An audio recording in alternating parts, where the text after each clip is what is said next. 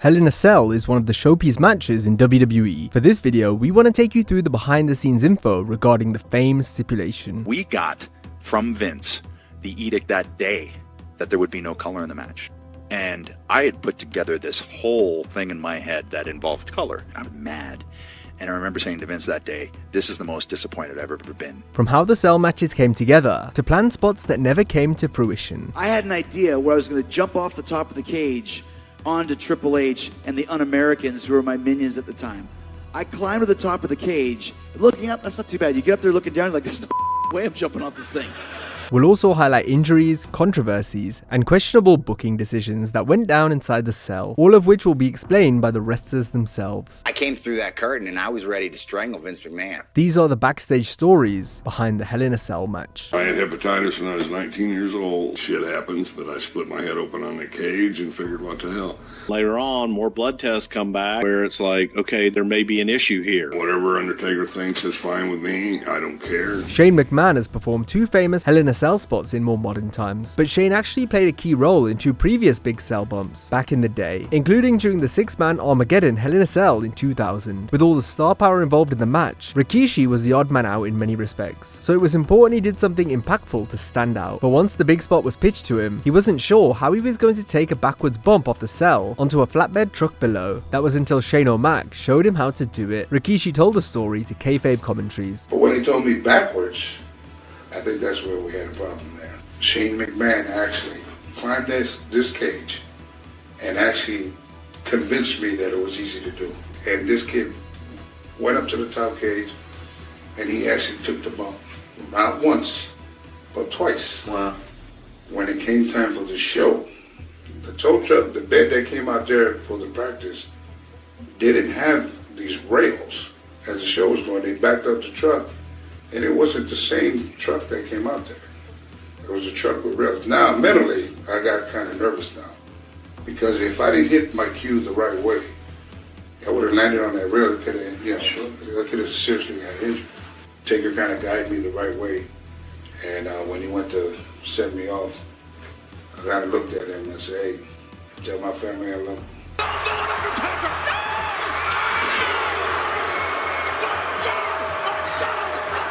Earlier in the year, Shane was involved in the planning for Mick Foley's retirement match against Triple H at No Way Out inside the Cell. A few days before the show, the big spot of the match was mapped out in a warehouse with the structure and ring set up. Perhaps Shane was already itching to feature in a Cell match, as he was happy to take the iconic backdrop bump that Foley would then take against the game. Oh my goodness!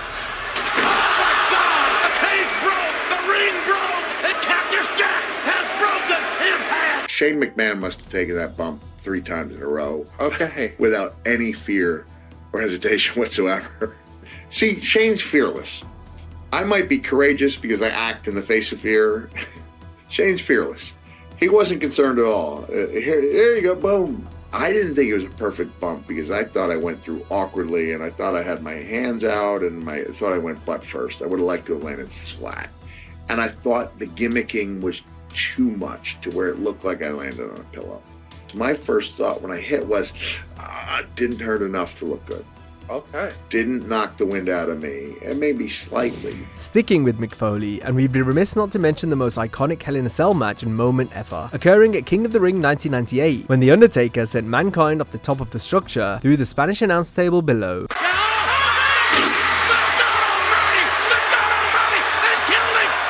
However, Mick Foley's most painful Cell bump didn't actually come here. It happened during the August 24th, 1998 Raw, where 2 months after his King of the Ring epic, Foley fell off the Cell and went tumbling through the announce table again. Even though the distance of the fall was shorter this time, it hurt more due to how awkwardly Mick landed. Only the bottom part of my butt cheeks hit the table. The rest of the fall was taken squarely on the back of my neck and head, and the funny thing is, everybody remembers the fall off the cage with Undertaker and Mick Foley from Hell in the Cell in June of '98. But a couple months later, I took a fall that hurt me a great deal more that nobody remembers. On Foley's pod, Mick shared an idea he had for a second Hell in a Cell match with Undertaker, a decade on from their original classic. This was around 2009, 2010. I was thinking, man, if I had come back to WWE at 250 and hadn't had the head injuries, like maybe I would have pushed for that. But when I came back, I was heavy and it just wasn't in the cards. The Hardcore legend also mentioned a bump off the cell he wanted to take in the potential rematch. Same bump I took with Big Show at Mania 99. Same bump I took with Leon White, but we did it on the wooden ramp. And I thought if Undertaker and I went up there, and man, this is the most, this is an iconic scene, Undertaker and Foley back up, Undertaker, Mankind, Undertaker, Foley back up on top of the cell. Here I am up on Undertaker's back, but instead of just dropping backwards, he's doing it from 16 feet, may have been 20 by that point. And the key is we got to be tight. And the key is we're going to go right through that freaking ring. Boom, ching, and there'll be something underneath it, not on the surface. So I don't know how I want it to look more realistic. And I want it to be almost, you don't think you get some holy, oh my gosh, for minutes.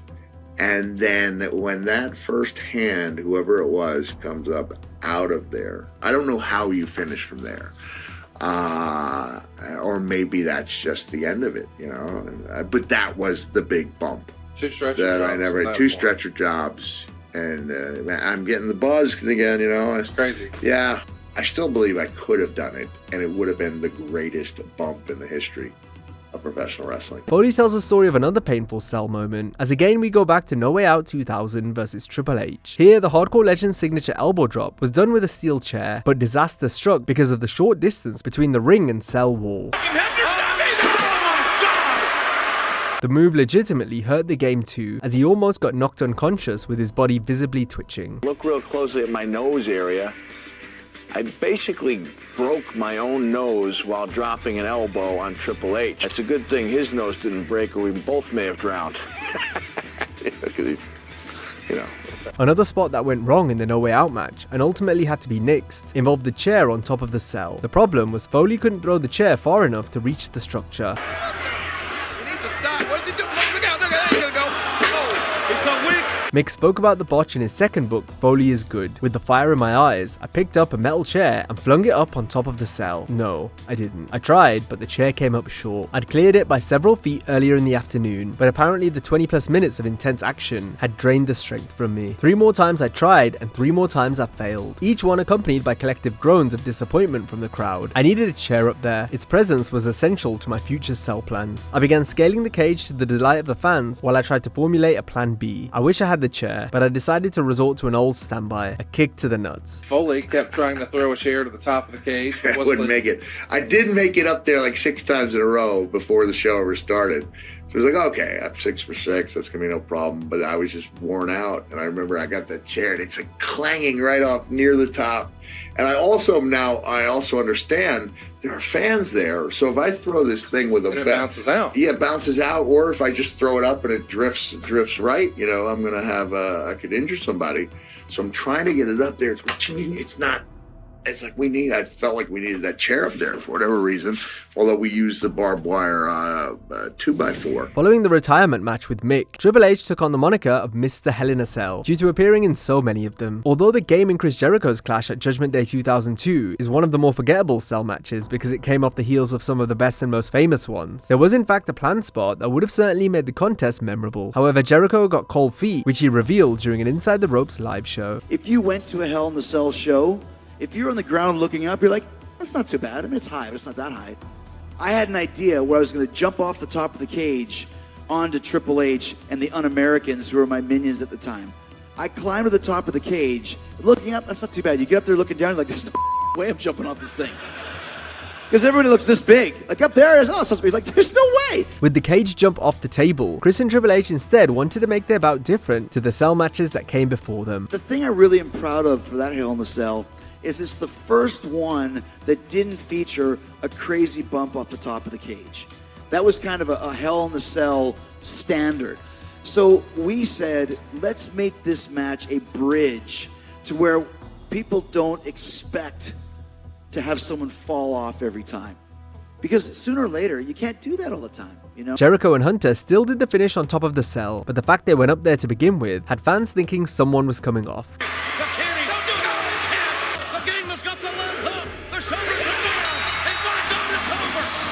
Their feud didn't really call for a Hell in a Cell blow-off anyway, hence why this match doesn't get talked about too often. So I was really proud of the fact that we gave a great match.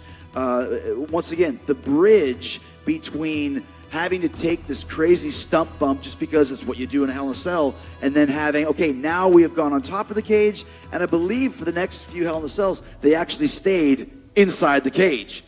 But we had introduced the concept that you don't have to fall from the top, so it kind of made it a better match, in my opinion, and more people could be in it because you weren't expected to take this crazy bump from the top of the ground. Jericho and Triple H showed how wrestlers could work a Hell in a Cell match without jumping off it. The Undertaker and Edge's encounter at SummerSlam 2008 was similar, in that it showed how a Cell match could be done well within the parameters of a PG rating. For he and Taker's feud-ending bout, Edge had come up with most of the big spots ahead of time, but he had to pivot after Vince McMahon wanted things toned down, because WWE had just turned PG a month prior. The Rated R Superstar discussed his frustrations with the changes on the Edge and Christian Pod of Awesomeness. We got from Vince the edict that day that there would be no color in the match.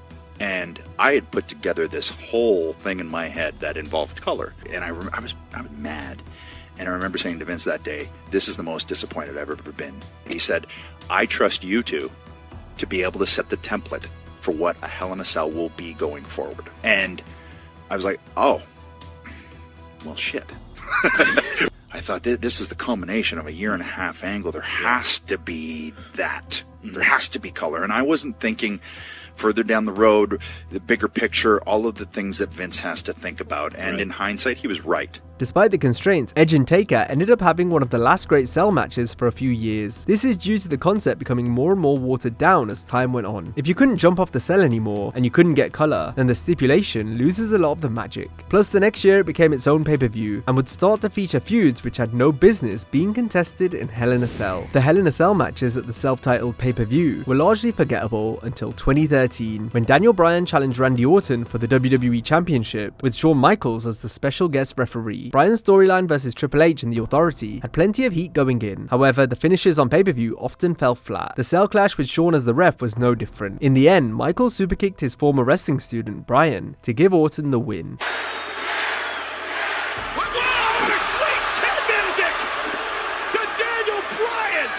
HBK didn't care much for the angle, which he spoke about on Talk is Jericho. The Bryan Danielson stuff, a lot of it just didn't really make any sense. And even that I went ahead and did because I thought, oh, I mean, what the heck, who cares? I mean, it's, you know, it's... Yeah. I don't mean to be... When I say who cares and I don't worry about stuff, I mean worry about it. Yeah, stuff just doesn't. Yeah, it's not like it used to be. Dissecting every little detail, exactly. Right? You know, I just don't. Yeah, I don't worry about my character. You know, I have no problem with that, but my character would. Right, exactly. Yeah, because that's what you came personally. My character, HBK, he says no. Bryan also begrudged the Hell in a Cell finish. He wrote about it in his book, which he read aloud in audio format inside a recording studio. When I initially heard the finish, I thought maybe WWE had convinced Shawn to come back and face me at WrestleMania months later, which would have given meaning to the closing moments of my match with Randy. If such was to be the case for me and Shawn, the whole finish would have been amazing. After speaking with Shawn, however, it became clear he had no intention of ever wrestling again, and the finish was constructed the way it was just to get out of the situation, while still protecting me from losing. I appreciated the fact that WWE bothered with protecting me, but again, the fans left feeling dissatisfied in a way that didn't help business going forward. Shawn's involvement in the Cell match was meant to be the end of his role in the story, but Michaels realized how much the pay-per-view finish was lacking, so he lobbied to do something with Bryan the next night on Raw. So he came back and super kicked Danielson, and of course that sparked a whole bunch. Oh, it's gonna be Danielson versus HBK. Exactly, and the thing is, at least I at least talked him into letting him, because I was just supposed to kick him, and that was it. And I said, at least let me come on tomorrow night and let him stretch me. You know, at least let him get something back, the poor dude. There's no answer to this and whatnot.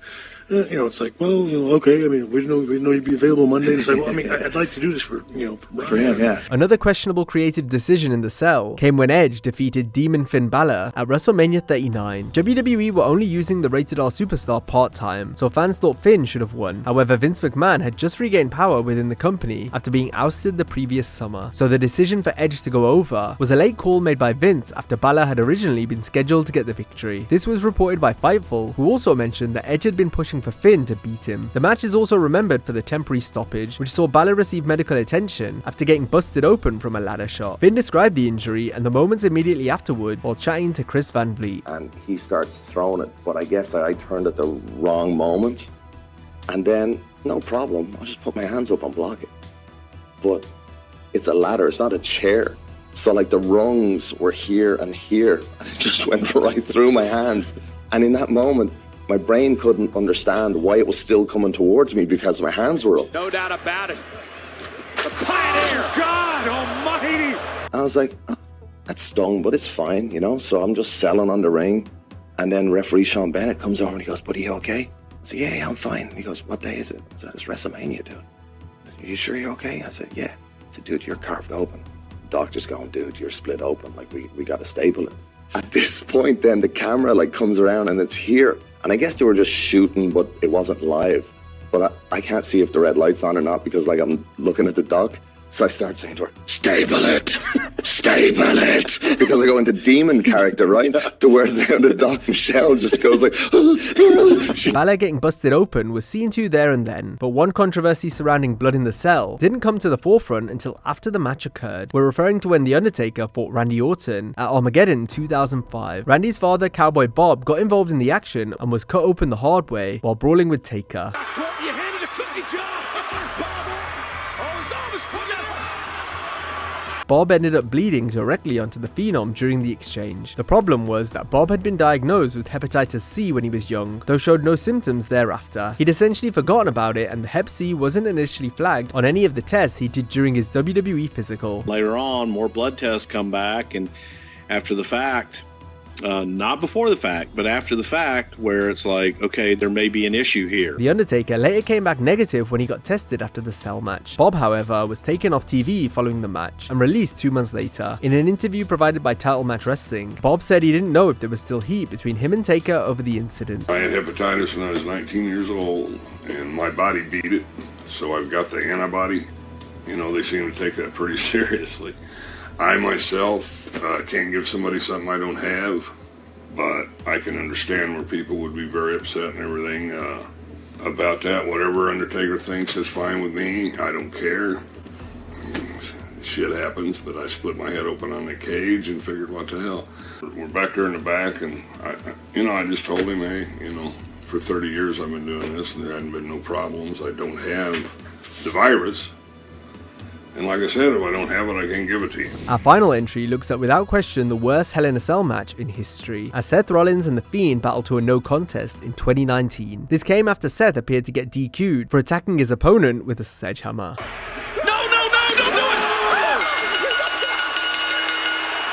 The referee stopped the match, yet Rollins was not declared the winner. The Fiend eventually popped back up and attacked Seth to end the pay-per-view. Fans buried the finish, as WWE creative and fan morale seemed to be at an all-time low following a bad year of shows. You may not ask me back for another one of these, but how the hell do you get DQ'd now? Did he get DQ'd or the ref just stopped the match? I've been these people. One August, they love you, and the next August, they hate you. Rollins has spoken about the aftermath, where he wanted to beat up Vince backstage. I came through that curtain and I was ready to strangle Vince McMahon. I'm not kidding you. I'm not kidding you. Tyson Kidd, TJ Wilson was there to hold me back. You really shoot mad. Dude, I stared right into Vince's eyes, because you know where he sits in that chair over there. I looked at him, he looked at me, we didn't say a single word to each other, and he walked out. And then I sat down there with Paul Heyman, who was also, at the time, he was creative director of Raw. And so I sat down there with him, and we had a conversation. And then the next day, I went into Vince's office. I was much calmer, and I said, let's talk about this. We need to figure out what we're doing here, because that can't happen again. Seth and Bray Wyatt had a different vision for the match and were against how it was laid out, especially the ending, but McMahon was persistent. Are there any moments in your careers that you wish behind-the-scenes cameras were around for, that you wish you had on camera? Oh, I wish they were there for the Hell in a Cell match with Bray Wyatt. I wish they were there for that whole weekend so they could really see what went down. You know, that's one of those where I have such terrible... there's such a terrible connotation to that experience from an outside standpoint, and I just go, no one really knows what happened there, and I can't describe it to a point that it makes sense where people have a different feeling about it.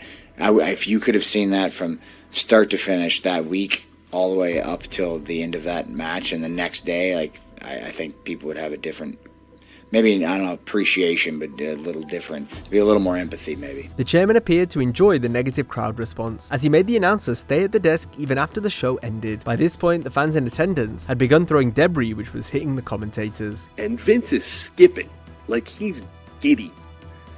And he goes to high-five Vic, and Vic blows him off.